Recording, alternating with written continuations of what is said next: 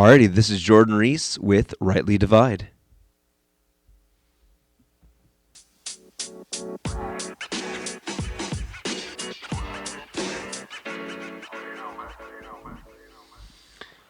Alrighty, so I have to make up for not being here last night. So I'm probably going to do one more episode probably tomorrow. We will see. But today's episode is going to be about Christian evolutionism or Christian evolution. Christian evolutionists. And this topic is pretty easy to debunk, and it's only difficult for those type of Christians that want to try to sound smart.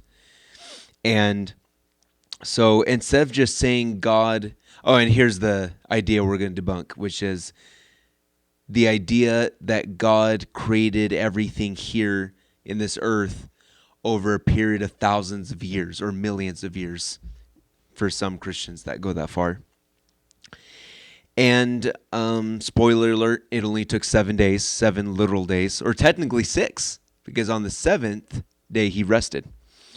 God rested. So it's difficult to debunk for people who want to sound smart and want to act like they consider all viewpoints and say, you know what, that does sound interesting. That does sound like it could possibly be, but we're going to debunk that idea because, and I'm going to get into it, but I didn't know it took God thousands of years to make something or create something or even to do a miracle. I don't think anyone listening to the show right now believes that it takes a long time or thousands or millions of years for God to make something or create or to do a miracle or blend the two, a creative miracle. You just have to read Matthew through John to know that God doesn't need a long time to do something. Let's just strictly keep it to creation. God doesn't need thousands of years to create something. Man does, because we're finite and we're limited. But God isn't. He is all-knowing, all-wise, all-powerful, everything. So let's get into this. God started the seed. Here's what I heard before with Christian evolution or Christian evolutionists. God started the seed and of everything that's created or everything that's here. And over the process of thousands or even millions of years, the animals, the land, everything started to experience evolution and came to the point where we are today, what we see. In 2 Peter 3:8 talks about, and this is what they use for their talking point. They say, in 2 Peter 3:8, it says that, and I'm getting to it right now. It says that, but beloved, be not ignorant of this one thing, that one day is with the Lord as 1,000 years, and 1,000 years as one day. So they say, it says a day, and according to 2 Peter 3:8, that a day to the Lord is 1,000 years, and 1,000 years as is a day. So that means it's possible that those days could be thousands of years. And if they read the whole context, that concerns God's promises. That concerns God's promises. But if you go back to Genesis, when God said, let there be light, and there was light. If God said, there is going to be light, and he's promising something, then we could have that debate. But God said, let there be, which is an instant command. Not, here's the seed, now let's wait for something to develop. Oh, here's a dog, so I'm going to wait until, and it's going to happen. No, it's let there be. light, and there was light, and then so forth with the other things. So why then my second proof of why it's not thousands of years and it's literal 24-hour days is when you read the Genesis account, there's a phrase that is interesting. It says, "And the evening and the morning were the first day." The evening and the morning were the first day. Now, words are important. Words have meaning, and you can't look over these words or manipulate the words to mean or to align with your beliefs. They have to mean something, and we align our beliefs to those definitions. So it says, "And the evening and the morning were the first day." The evening and the morning were so forth. So there is a biblical term called that where a day could mean something else than a 24-hour period. And in the Hebrew, that's what we see. That it can mean a 24-hour period. It could mean more than a day. It could even mean a year. According to the Hebrew, you can look it up. But in this, so when we look at the term day, we need to see what context it's in. So if you go into Isaiah, you'll see the phrase "that day" a lot. And so in that instance, or with Isaiah, a lot of it is a time period. But we're not in Isaiah. We're in Genesis chapter 1 and chapter 2.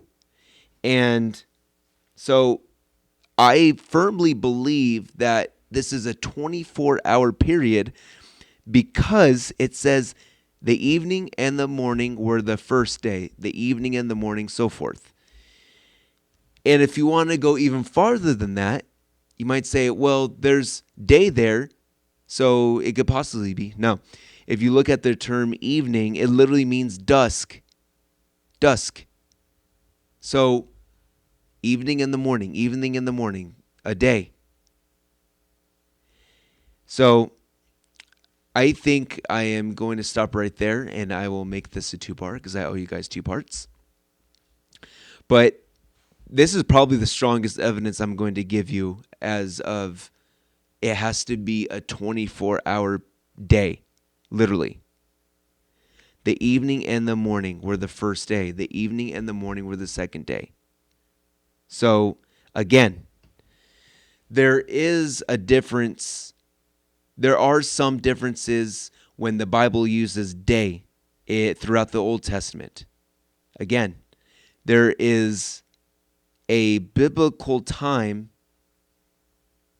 called that day, and it's used, for example, in Isaiah to describe the millennium. That day. Read Isaiah 11, chapter 11. That's a chapter that talks about how the animals are going to be basically non-violent. And I'm just paraphrasing, but they're going to be non-violent, and there's just other stuff that's going to happen. It uses that term that day. But obviously that can't mean a 24-hour period. That means it more than 24 hours. It's a time period. But there are instances that the Bible uses the word day for literally a 24-hour period, and Genesis is using it. And you might be asking me, why are you hitting on this so much? It probably doesn't even make a difference. It does, because it's putting a limit on God and his wisdom and knowledge and power.